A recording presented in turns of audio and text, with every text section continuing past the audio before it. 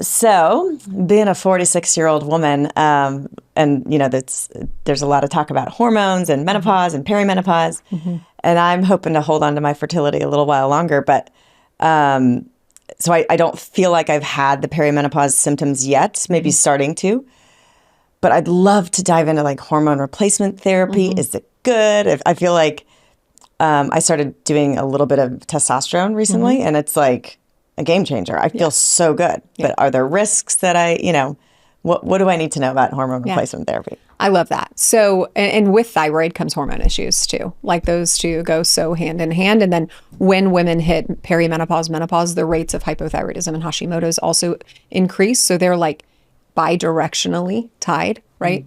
So I love hormone replacement therapy. I think we are finally coming off of quite a few decades of it being demonized based on a study that was done in the early 2000s called the Women's Health Initiative that really painted, especially estrogen therapy, as, causing cancer, breast cancer, ovarian cancer, blood clots, all of these things.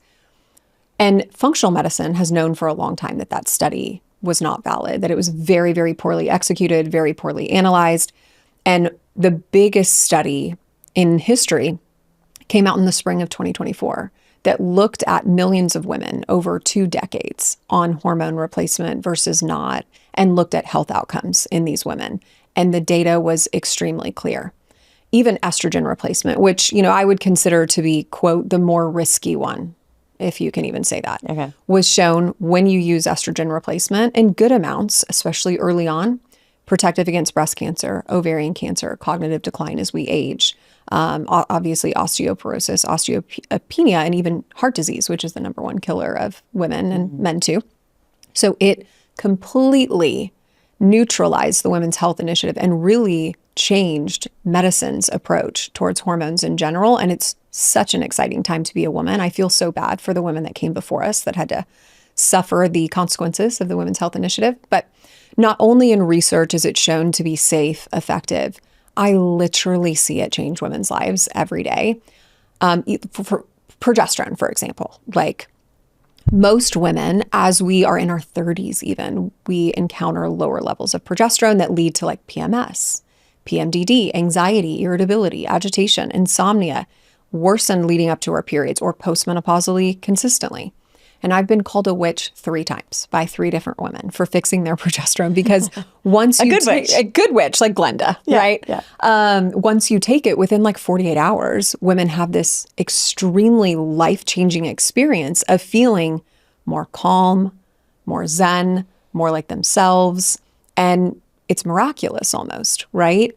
And so I will give out progesterone basically all day, every day. It's natural. It comes from yams or sweet potatoes. God. It's completely like get on the program. I know. Really, I can't recommend it enough. I took mine last night. Okay. Testosterone's another one. Really early on in women's lives, in our 20s, we start losing testosterone. You throw a thyroid issue in there, and that's just exponentially more significant. And testosterone is extraordinarily safe, extremely effective. It helps maintain our metabolism as we age, our libido, our ability to exercise, build muscle, recover from exercise. It's so useful, so beneficial.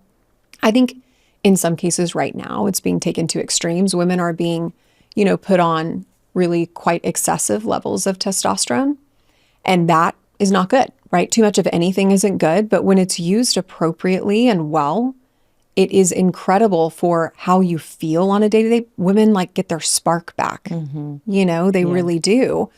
And it's just profoundly life-changing. Estrogen is the same. I mean, estrogen now, more and more people are recognizing we need to start that early. We don't need to wait until people are postmenopausal. In fact, in perimenopause, a lot of women need it. And the earlier you start it, the more benefits we see long-term. Sounds like I need to come to Texas. I know, right? Birth control. Yeah. What do people need to know that is not being shared about the risks or potential issues with taking birth control young? Yeah. I think it's interesting because I think medicine doesn't really take into account at all the potential negatives from birth control. We just sort of sweep it under the rug. And I don't even know if honestly, if clinicians are trained in the side effects, they certainly aren't consenting patients to them. But definitely there's been some studies that show significant increase in thyroid risk of developing hypothyroidism, for sure. Of developing breast cancer later on after chronic use. What I see pretty much every day in my practice is infertility that I think is potentially linked to decades of birth control use, especially women who are skipping periods for 10 years and then they're coming off of birth control and they want to get pregnant the next month, but their body doesn't even remember how to cycle through those hormones on a monthly basis. And it's sad because then they wait and then they end up moving through IVF and that's just more hormones. And I just wish people could make those decisions because sometimes birth control is necessary, right? Like sometimes people actually need birth control, but so many girls, especially young girls, are being put on it to deal with an imbalance of hormones, of estrogen dominance, of too little progesterone, which is an entirely fixable problem in a very short period of time that does not require the masking of that problem by taking birth control. Beautifully said. Yeah. It's again, another, bullet I dodged. I was very, very sensitive to hormones, but back in the day when I was, in college or when you start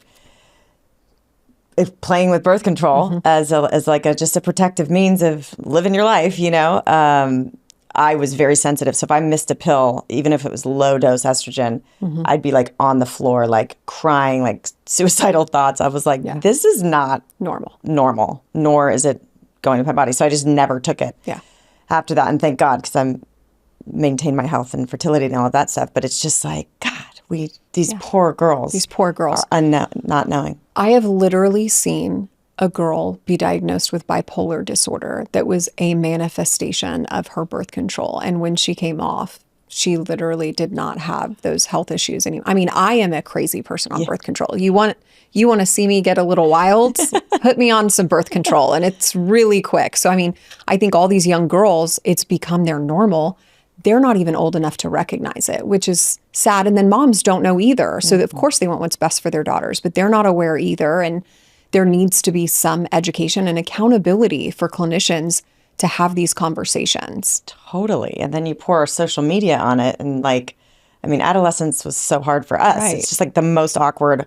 These new hormones are coming. They do make you a little crazy until you can regulate them. And if your lifestyle and nutrition is not good, it's just like you do feel bipolar. Yeah. Hormones are powerful. Hormones are real. Right.